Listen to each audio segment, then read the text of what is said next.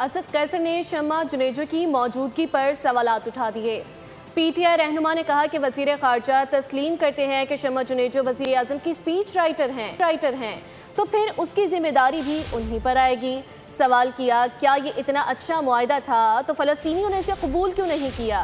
मुतालबा किया कि फ्लोटिला में गिरफ्तार होने वाले सेनेटर मुश्ताक अहमद को रिहा करवाया जाए।